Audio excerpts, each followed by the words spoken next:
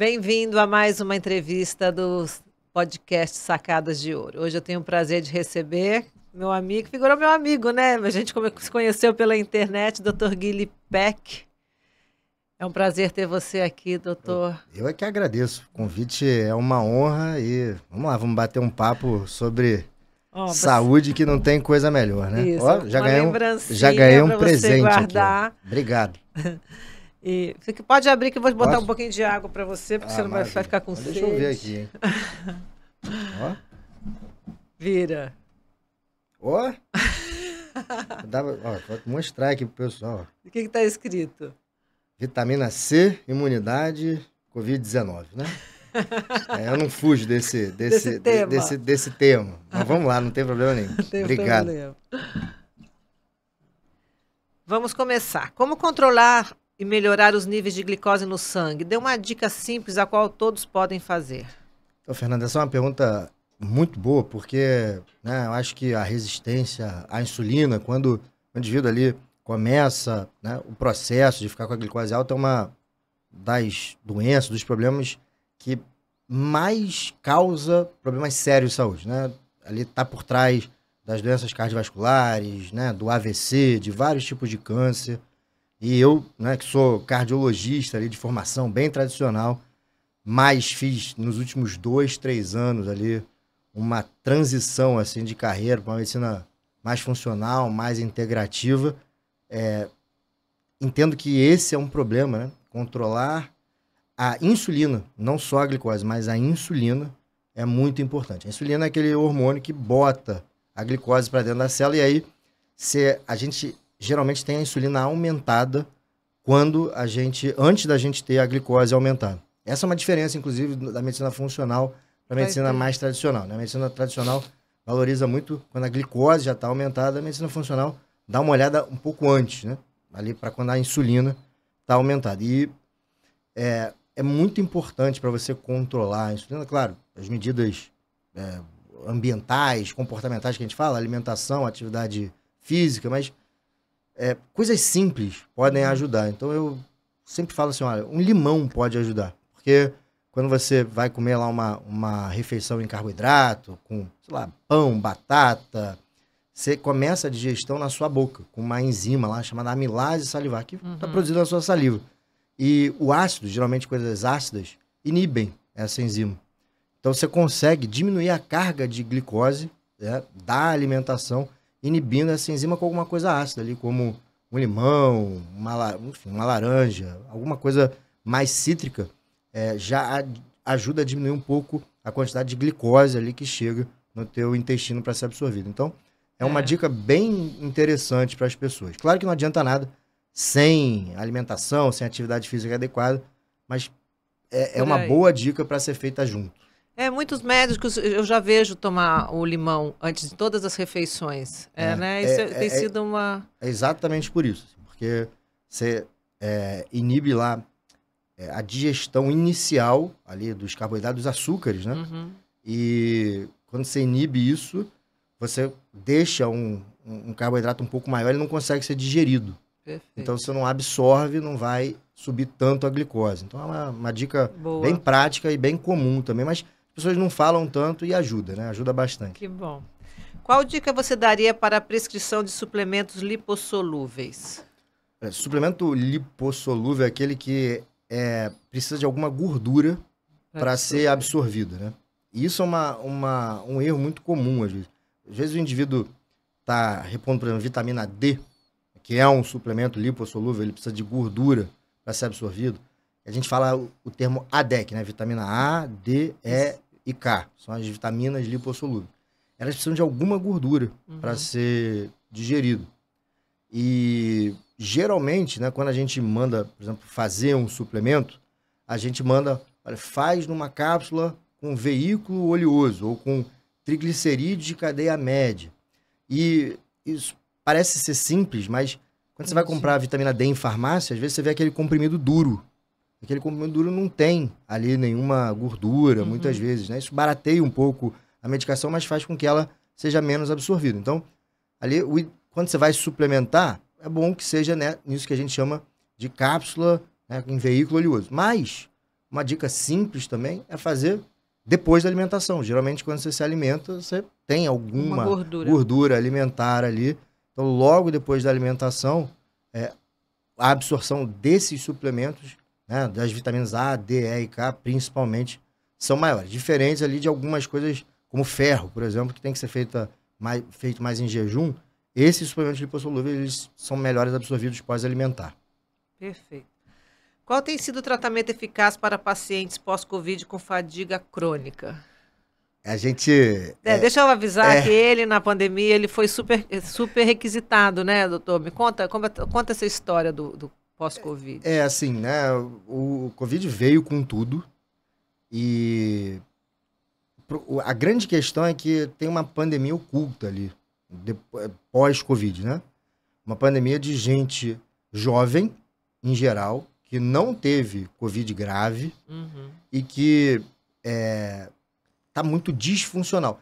Você não tem uma doença ali perigosa ao ponto de matar cronicamente, né? Perfeito. Mas você tem uma doença que incapacita as pessoas. Então, geralmente são mulheres jovens, né? Até 40, 50 anos de idade, que tinham uma condição pré-pandemia completamente normal, vamos dizer assim, e aí tem sintomas crônicos, desde queda de cabelo, aquela queda de cabelo que todo mundo reclama, fala, eu nunca vi isso na vida, meu cabelo está caindo há um tempão, né? Até o sintoma que é mais difícil de tratar, que é a fadiga. A fadiga é aquele cansaço físico e mental, tem os dois cansaços sempre, que causam sofrimento, né? Assim, é aquele cansaço que não melhora quando você dorme, é aquele cansaço que você acorda já mais cansado, é aquele cansaço que a atividade física não causa aquela sensação de bem-estar depois, geralmente, pelo contrário, causa uma sensação de mal-estar depois. Então, e essa é a verdadeira fadiga, né? E a fadiga é sempre multifatorial, sempre tem vários fatores. Desde inflamação, então, né, desinflamar, que a gente fala com suplementos, sei lá, como o resveratrol, né, a PQQ, que eu tenho utilizado muito, que melhora lá a saúde da mitocôndria, que quando estão inflamadas, né, as mitocôndrias são as nossas fontes de energia, nossas usinas de energia lá da célula.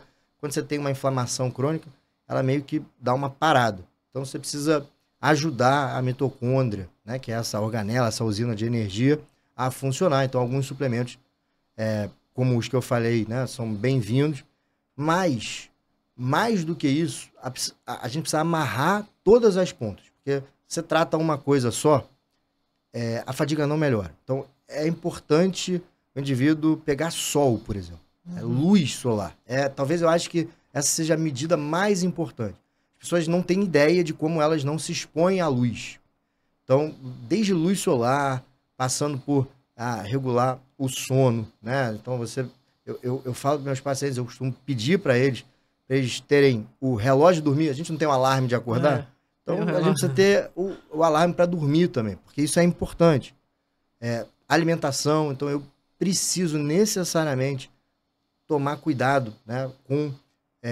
eu preciso atingir a meta de proteína. Então, assim, né, a gente geralmente come pouca proteína e a gente tem que, né, comer geralmente de 1 a 2 gramas por quilo. Então, sei lá, uma pessoa de 70 quilos, ela tem que comer ali 120 a 140 gramas de proteína pura por dia.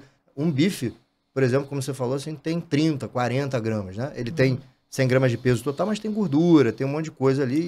Quando você vê a proteína mesmo, ali vai até 40, 50 gramas. Então, a gente come pouca proteína. Então, isso é uma coisa importante.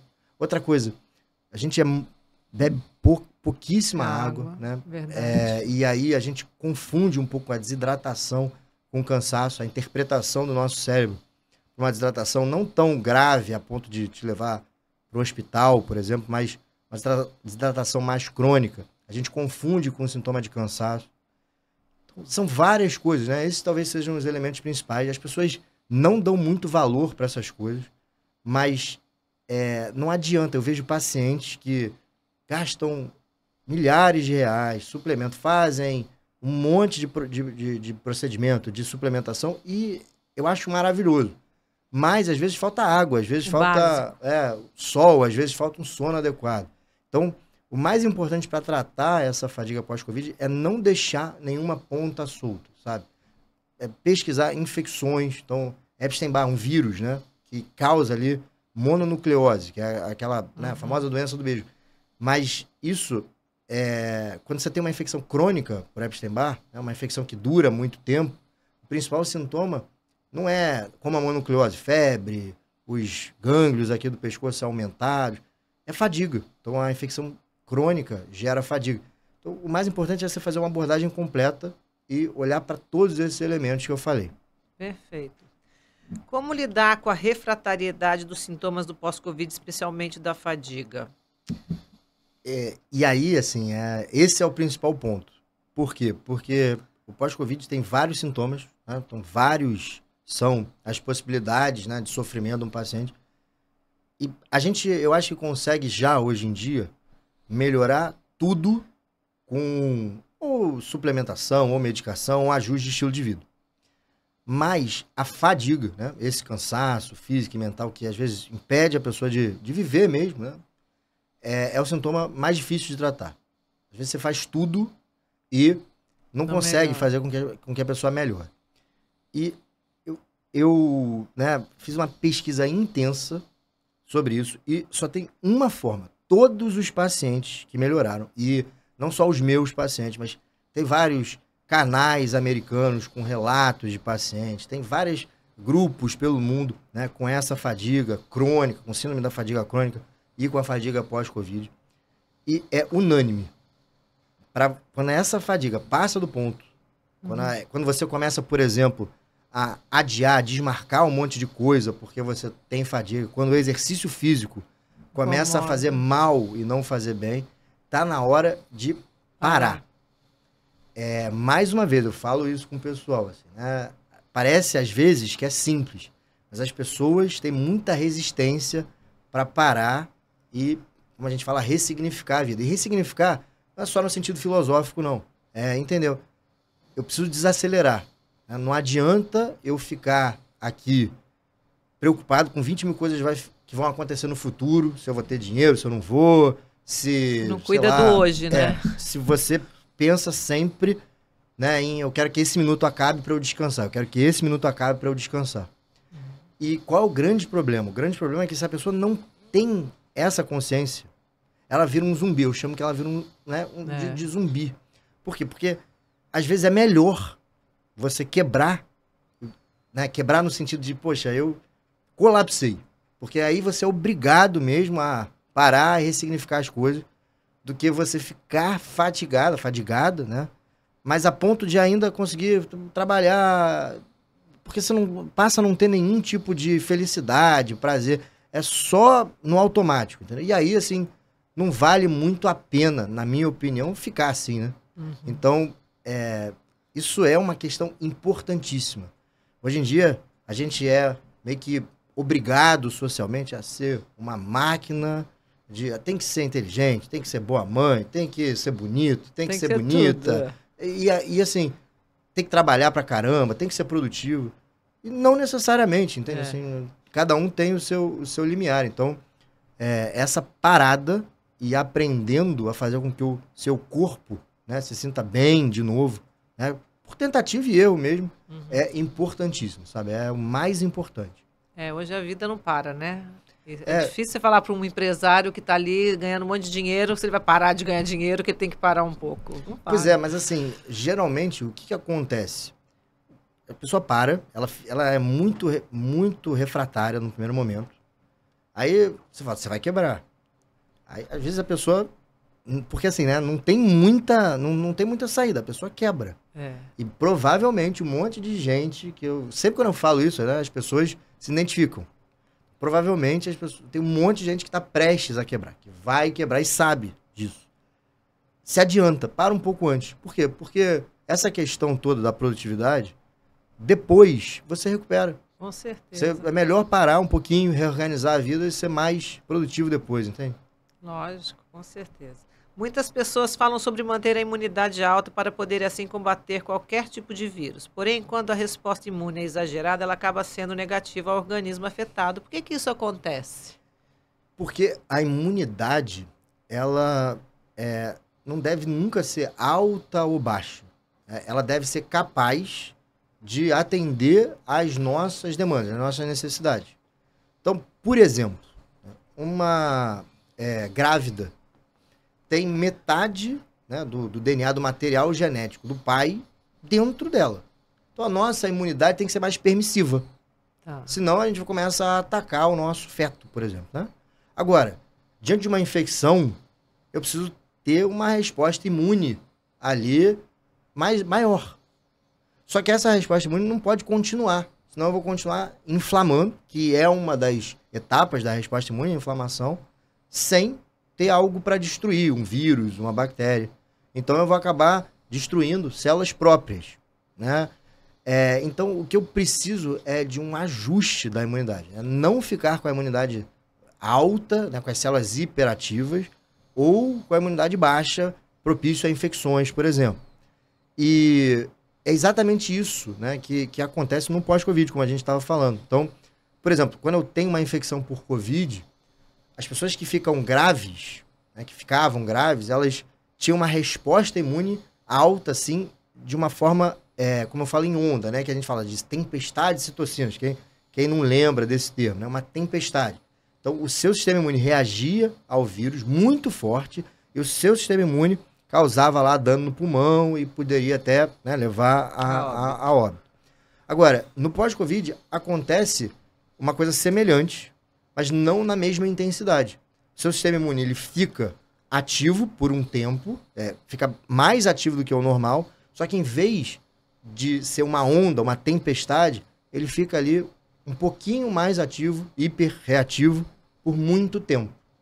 E isso causa esses sintomas todos que a gente falou ali, da fadiga, né, daquela sensação de esquecimento que a gente chama de brain fog, queda de cabelo, né? Tudo isso é causado por uma inflamação ali dos vasos sanguíneos, que a gente fala de endotelite. E é exatamente o sistema imune, um pouco aí hiperreativo, funcionando mais do que deveria, por um tempo prolongado. E é preciso ajustar isso, né? É preciso que o nosso sistema imune consiga ser flexível de novo. E para isso, várias coisas são importantes. Então, né, desde o sono ao sol, a vitamina D é muito importante para isso, né? A vitamina D, ela ajuda o sistema imune a fazer essa autorregulação, para ficar melhor regulado. Como eu falei ali, né, principalmente a hidratação é importante para isso. Alguns suplementos, como o zinco, por exemplo. O zinco é fundamental para que isso aconteça. E eu tenho visto muito zinco baixo, né, quando eu vejo os meus pacientes. Seja por má nutrição, seja por, enfim, vários fatores que a gente vê hoje em dia, principalmente muita comida industrializada, muito agrotóxico nas coisas. Então, você não tem tanta quantidade de zinco, de magnésio, e aí vem um vírus, né, ou vem o contato com a proteína spike, que é a grande vilã dessa história toda, e aí acaba hiperreativando, né, dando um tapa assim, maior no nosso sistema imune, e a gente fica sem essas reservas de vitaminas, de micronutrientes, para combater esse tipo de inflamação crônica. Então, para a gente regular o sistema imune, é preciso fazer toda essa mudança de estilo de vida, mas prestar atenção em algumas coisas. E aí eu cito aqui, como eu disse, a vitamina D e o zinco como bons exemplos de coisas que eu estou vendo bastante baixas assim, nos pacientes no pós-pandemia, né? Sempre, né? A vitamina D é incrível. Eu entrevistei o Dr. Cícero Coimbra, que é o PhD de vitamina D, né? É incrível como todo mundo tem a vitamina D baixa. No Covid, você ficava dentro de casa. Você não saía para tomar sol, você não saía para dar volta no quarteirão, você não ia na praça, não ia na praia. Como que você vai fazer? Isso é um problema, porque o que acontece é o seguinte, quando a gente olha, faz um exame de sangue, vou dosar a vitamina D. Quando você vai dosar, você fala valor de referência. Valor de referência é a média da população. Então, se eu tenho uma população doente, que não pega sol, né, vai ser e baixo. o sol transforma a vitamina D inativa na vitamina D ativa, que é que você mede no sangue, vou ter vitamina D baixa. E aí, quando você fala que 20, 30 de vitamina D ali no sangue, né, é normal, você está puxando todo mundo ali para baixo. Né? Tudo bem, pode ser que para não se ter osteoporose se quebrar toda, a vitamina D acima de 30, 40 pode ser suficiente. Agora, para ter saúde, que é o que a gente quer, é muito diferente ter saúde do que ficar doente, né? Do que não ficar doente. Para ter saúde, certamente a gente precisa de mais. Certamente. Claro, precisa individualizar, né? O normal para cada um é diferente, mas certamente é muito mais do que a gente faz hoje em dia. Verdade. O que nós sabemos sobre o ômega 3? O que precisa ser abordado? O ômega 3, né, é uma substância, na verdade, é uma gordura mesmo, só que é uma gordura do bem. É uma gordura muito comum em peixe, né? Existe também um tipo de ômega 3 vegetal, que principalmente está presente na linhaça, né? E é uma gordura anti-inflamatória. Então, lembra que eu falei que, olha, por exemplo, ali eu tenho inflamação crônica no pós-Covid e várias doenças, né? Disbiose, doenças do intestino, causam inflamação crônica. E o ômega 3 é importantíssimo para desinflamar, nesse processo de desinflamação. E é muito interessante, o ômega 6 é uma outra gordura, e essa gordura, é uma gordura que, né, faz ali mais mal, vamos dizer assim, do que bem. Está muito presente ali em óleo quente, né, nesses óleos de canola, quando você frita e tal. E eu tenho um predomínio de ômega 6 para ômega 3. De uma substância um pouco mais inflamatória, uma substância mais anti-inflamatória. Geralmente, a proporção aceitável de ômega 6 inflamatório e ômega 3 anti-inflamatório na dieta é de 2 para 1, 3 para 1. No Brasil, por exemplo, se estima que na nossa alimentação a gente tem 20 para 1. Para cada 20 ômega 6, a gente consome um ômega 3. Ou até mais, 20 para 30. Nossa. Então a gente tem muito mais elementos inflamatórios do que anti-inflamatórios. E o ômega 3 ajuda a regular essa inflamação. É uma gordura ali do bem, né? Nem toda gordura é ruim. Ruim é a gordura trans, né? Que é a gordura de industrializado, mas gordura ali, peixe, gordura... Manteiga, óleo de coco. Óleo de coco, manteiga ghee, principalmente, né? Manteiga menos pior do que a margarina, que eu sempre falo. A margarina é amiga do coração. Se tem algum amigo desse com a margarina, é um negócio meio impressionante. Nossa, né? Senhora, isso é um exemplo claro de distorção, né? E aí é preciso falar de indústria, não tem menor sentido. É cheio de gordura hidrogenada, cheio de gordura trans. Então, assim, gordura, quanto mais natural, melhor. E não faz mal para a saúde, como se fala, não. O que faz mal, efetivamente, é essa gordura trans, a gordura de industrializada, a gordura ali da fritura. Essa que é a gordura mesmo do mal. Essa é a inimiga do coração. E o manganês? Fala do magnésio. O magnésio é outro mineral, né? Que a gente tem, e eu posso afirmar isso aqui, a gente tem deficiência. Tem. O magnésio, ele é muito comum, né? Principalmente em vegetais, em plantas. E para eu ter bastante magnésio, e a gente precisa do magnésio para fazer mais de 1000 reações no organismo, no sistema imune, a produção de neurotransmissores que fazem com que a gente se sinta bem, né? A atividade do intestino, a produção de hormônios. Então, eu preciso de magnésio. E o magnésio geralmente vem nessas plantas, e essas plantas precisam de ter solo vindo de rocha vulcânica, principalmente. Então, sei lá, no Japão, talvez eu ainda tenha algum magnésio ali mais concentrado nos alimentos. Mas aqui no Brasil, a gente não tem. Quanto mais industrializado, quanto mais for, assim, não natural o processo, menos magnésio a gente tem nos alimentos. E o que acontece? O magnésio, quando você vai dosar no sangue, ele só fica baixo se você tem muita deficiência dentro da célula. Então, esse é um suplemento que dificilmente um paciente meu sai sem do consultório. É um suplemento que eu faço, é importantíssimo, e ele, né, nas doses que a gente usa, geralmente não é tóxico e faz muita diferença na saúde das pessoas. E ele foi um grande motivador da minha própria mudança, né, de visão ali da medicina, que eu falei que eu fiz essa transição, né, para a medicina funcional, porque eu sempre vi ali na cardiologia o pessoal falando assim, não serve para nada, não serve para nada. E aí eu comecei a olhar para os trabalhos e comecei a suplementar, comecei com magnésio e falei, opa, peraí. Melhorou muita coisa. Tô me sentindo melhor com esse negócio aí. E eu fui olhar ali para a parte científica, cara, tá errado, tem muito trabalho, é científico, entendeu? Só não escolhem ali porque, sei lá, talvez seja algo barato, talvez seja algo que não gere tanta grana, eu não sei também exatamente o motivo, mas, né, essa é a minha hipótese principal. Agora, com certeza ali uma coisa que foi não pescada por algum propósito, porque não tem menor sentido, né? Não tem o menor sentido você não olhar para a vitamina D com mais carinho, não tem o menor sentido para quem estuda, para quem olha lá, né, para os trabalhos científicos, para a resposta dos pacientes. Você pega isso e fala assim, olha, se isso aqui não tiver na saúde das pessoas, tem alguma coisa errada, e se 99% das pessoas estão falando ao contrário, essas 99% estão erradas. E verdade. Eu tive muita certeza disso, né? Falo isso com tranquilidade também, porque isso fez muita diferença na minha saúde, na saúde dos meus pacientes, e tem muito trabalho científico. E magnésio, assim, né, você geralmente consegue ali suplementando mesmo. Assim, né? É difícil você, hoje em dia, conseguir a quantidade de magnésio na alimentação mesmo. Talvez seja ali um suplemento mesmo que tenha que ser feito. Você sendo cardiologista, você fala assim, Fernanda, você precisa, eu como cardiologista, eu indico esses suplementos que não podem faltar nos meus pacientes para cuidar do coração. Quais são esses suplementos? Acho que a gente já falou alguns vitamina aqui. D. Vitamina D, ômega 3, magnésio. Esses três são básicos. Fundamentais, né? Eu acho que, geralmente, né, eu gosto de associar a vitamina D com vitamina K2. Isso aí.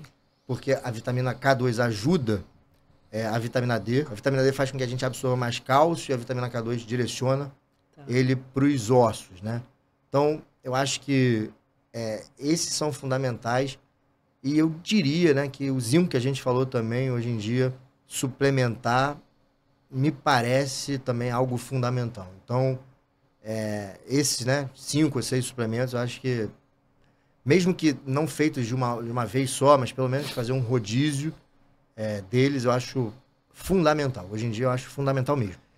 Qual que é a maior queixa dos seus pacientes? Chegam o quê? Por estar obeso, o coração sofre, o que é? Eu acho que hoje em dia, as pessoas me procuram mais por 2 motivos. Primeiro, porque elas querem melhorar a saúde. Então, acho que talvez um pouco dessa exposição de Instagram leve até mim pacientes um pouco mais conscientes, que não esperam ficar doentes. Então, e foi aí que meio que eu percebi um pouco do pós-Covid, porque geralmente pacientes que eram preocupados com a saúde, iam lá, né, no consultório para fazer check-up, para saber se estava tudo bem, para melhorar ali a saúde mesmo, né, o desempenho. Esses pacientes que eram super saudáveis, eles começaram a sofrer, principalmente com a fadiga, né?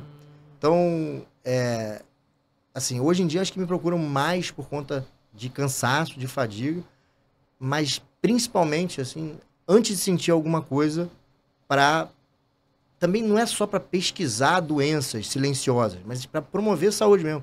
Eu quero melhorar, eu quero, né, dormir melhor, eu quero ter mais energia, eu quero sentir menos cansaço, eu quero ter maior performance além em atividade física, eu quero me recuperar melhor.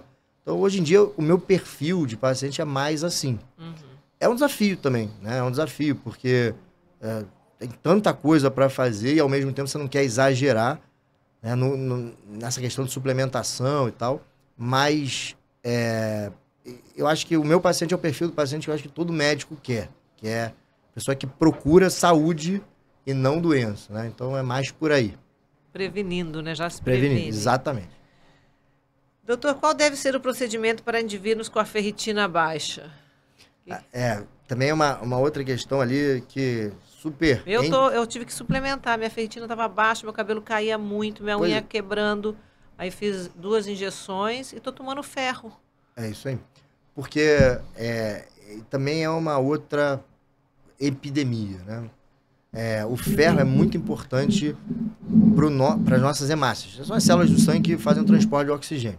Para várias coisas, né? Para o cabelo é importante, para várias reações, mas principalmente para a função vital, que é ter ali, absorver e transportar oxigênio. E as pessoas antigamente esperavam você ter anemia, você ter uma coisa mais grave para suplementar ferro. E a gente sabe hoje em dia que tem 2 parâmetros, né, que é a ferritina e o índice de saturação de transferrina. Aliás, tem que sempre olhar esses 2, tá? É importante.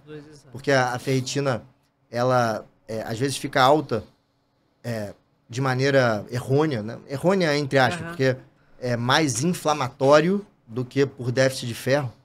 Então, você olha isso, antes de ter anemia, você precisa suplementar.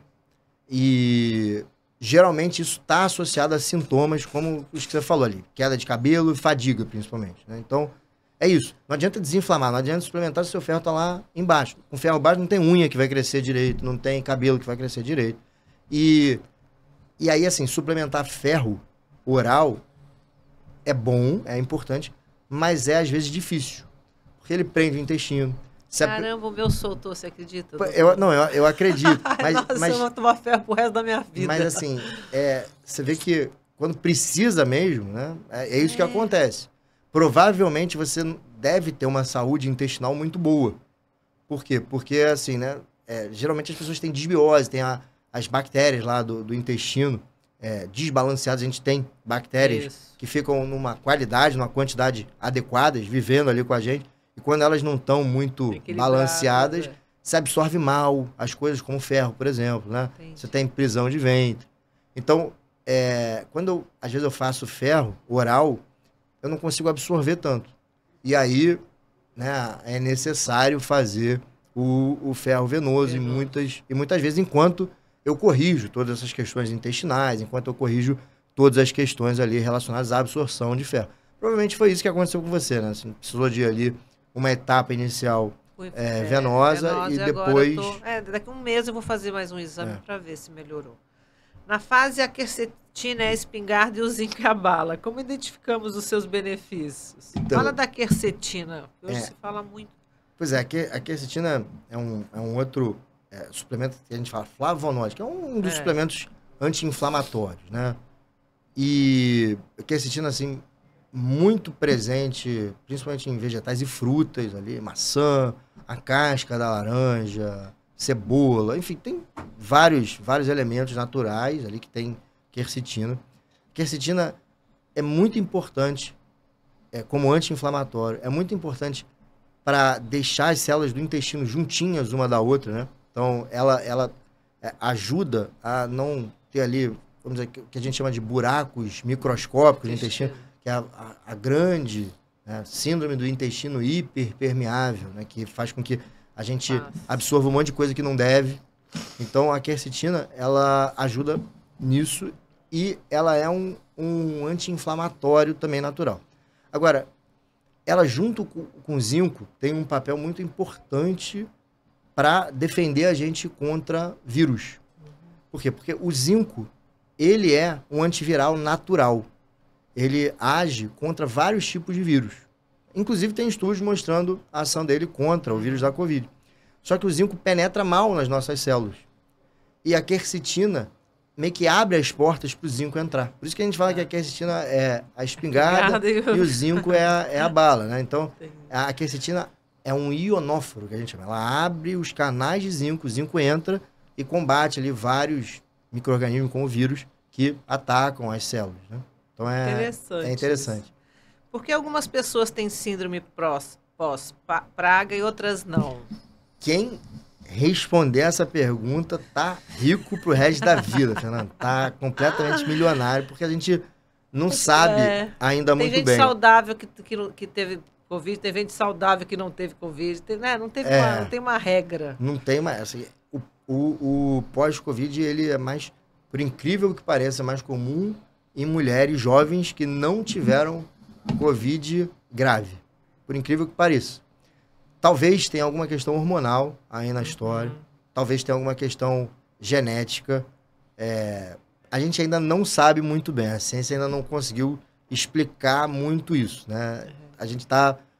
brincadeiras à parte, né? Que eu falo, vai ficar muito rico quem descobrir, mas é porque Esse é uma pergunta que está sendo feita exatamente nesse momento. Provavelmente não é uma coisa só, mas, né, o porquê de mulheres jovens que não tiveram Covid grave, que não foram internadas, terem mais pós-Covid, a gente ainda não sabe. É verdade. Muitas pessoas têm apresentado fortes problemas de memória. Existe algum fitoterápico que auxilia, como a Bacopa? Gostaríamos de saber mais sobre esse suplemento. A Bacopa Monieri, né, também é um suplemento bastante interessante que ajuda no aumento de um neurotransmissor chamado acetilcolina. Então, que ajuda na memória, né? No final das contas, por exemplo, quem tem Alzheimer, ali, que é uma doença que faz com que a pessoa perca a memória a longo prazo, tem problemas nesse neurotransmissor. Então, a Bacopa ajuda especialmente nisso. Além disso, ela tem um papel ali anti-inflamatório também, que ajuda a desinflamar os neurônios, né? Bacopa Monieri. Eu não conhecia o Bacopa. É bastante interessante. Assim, eu tenho ficado apaixonado por 2 suplementos assim, no pós-Covid. Um é a Bacopa e o outro o azul de metileno. O azul de metileno que era muito usado ali no... Eu faço às vezes na veia. Nos CTIs, etc e tal. Acho que passou um pouco, né, para a medicina mais funcional, mais para o dia a dia.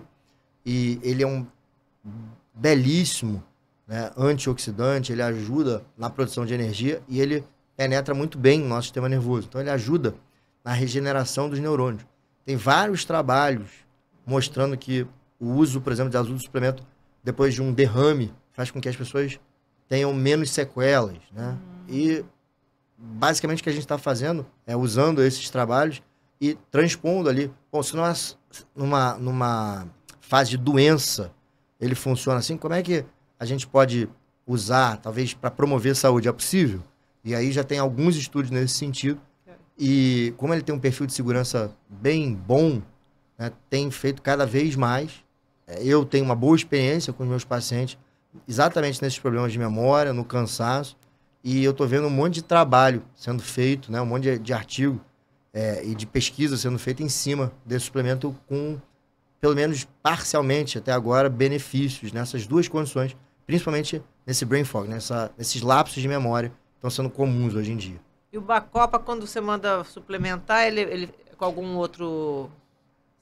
A gente, geralmente, você faz ali, né, um extrato padronizado, é um comprimido mesmo. Só de extrato Bacopa. Padronizado de Bacopa Monieri, barato. Né, Bacopa Monieri. E é interessante. Ali, é claro que... Pensando na minha mãe, que já está conversando com Alzheimer, e a minha mãe é aquela pessoa que não acredita na medicina integrativa, sabe? Você deve conhecer várias pessoas assim. Então, de dar um suplemento para ajudar, né, nessa parte. Pode ser interessante. A grande verdade, é preciso ser bastante verdadeira, que é difícil você provar com um suplemento que é barato, que não tem patente, que vem de planta, que esse suplemento, por exemplo, vai reverter o Alzheimer, vai melhorar ali, mas tem indícios, tem explicação bioquímica e tem um bom perfil de segurança. Perfeito. Então, eu acho que, né, claro, com acompanhamento médico, uma prova terapêutica, talvez valha a pena mesmo, né? Acho que mal não vai fazer, exatamente. Né? É difícil você, com as doses certas, com perfil de segurança, fazer mal, entendeu? Perfeito. Vimos relatos sobre o consumo exagerado de anticoagulantes no pós-praga. Um deles é o famoso dímero D. Qual entendimento devemos ter em anticoagular o paciente e não o dímero D? Pois é, perfeita a colocação. Médico tem que tratar paciente, não tem que tratar exame. O dímero D, o D-dímero, ele vem do produto, ele é um subproduto, ele vem, é um resultado da quebra de coágulos no sangue. Então, quando você está quebrando muito coágulo, o seu D-dímero sobe. Tá. E aí você pode ter 2 interpretações disso. A primeira é, eu estou formando muito coágulo, tem alguma coisa esquisita e eu preciso tratar. E a segunda é, o meu sistema anticoagulante contra os coágulos está funcionando muito bem. Né? Então, todo mundo, toda hora a gente está ali fazendo coágulo, dissolvendo coágulo, fazendo coágulo, dissolvendo coágulo. Essa dinâmica é normal no nosso corpo. Então, durante, né, uma infecção no hospital, a gente sabe que o dímero D aumentado reflete aquela primeira situação. Estou formando muito coágulo.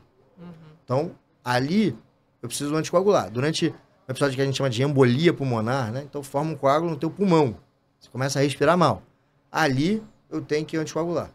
Agora, num paciente que tá bem ou que tem sintomas leves, a gente precisa lembrar que o anticoagulante, né, faz com que o seu sangue fique mais fino e aumenta a chance de sangramento. E tem anticoagulantes novos que não tem reversor. Então, você precisa avaliar o paciente e não o exame. Perfeito. Então, essa é uma crítica também que é preciso fazer. Tem um monte de gente aí tomando um monte de remédio para tratar exame. Às vezes é importante. Por exemplo, a ferritina é um indício de que daqui a pouco você vai estar cansada com anemia. Então, talvez ali vale a pena mesmo se concentrar no valor laboratorial. Agora, o dedímero, a gente não tem essa evidência. Né? A não ser no hospital, a gente não tem essa evidência ainda. Isso é importante falar, porque senão as pessoas começam a tomar anticoagulante e aí vão ter sangramento depois, ao invés, né, de ter benefício do uso. Perfeito. Então, doutor, deixa uma mensagem para quem nos assiste. O que você dá uma dica, enfim, o que você quiser falar, pode falar para lá. Primeiro eu quero te agradecer aqui o convite, né? Eu adoro falar de saúde, acho que somos dois, né? Assim, adoro também. A gente...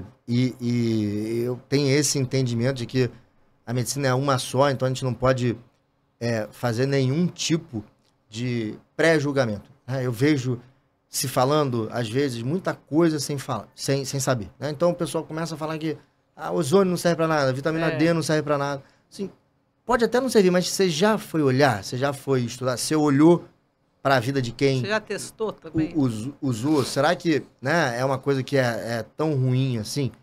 E eu termino falando exatamente isso, né? Que não existe a medicina funcional, não existe a medicina tradicional. Existe uma medicina e médico bom, paciente bom, é aquele que usa essas duas correntes em favor da saúde, né? Independente ali da ferramenta, se ela é mais tradicional, se ela é mais funcional.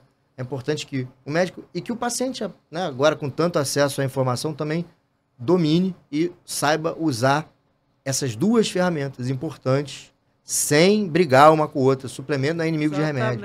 Remédio não é inimigo de suplemento, né? Como aqui tudo vem para somar, né? Exatamente. Então, usar sem nenhum tipo de preconceito, com o cuidado necessário, com a ciência necessária, mas sem preconceito a favor da sua saúde, né? Acho que esse é um recado importante. Obrigada, adorei, querido. Obrigado, Fernanda. Valeu. Então é isso, gente. Mais uma entrevista. Se você gostou, deixe o seu like. Se não gostou, deixe o seu comentário. E domingo, às 18 horas, todo domingo, vai ter uma entrevista nova no meu canal. Um beijo.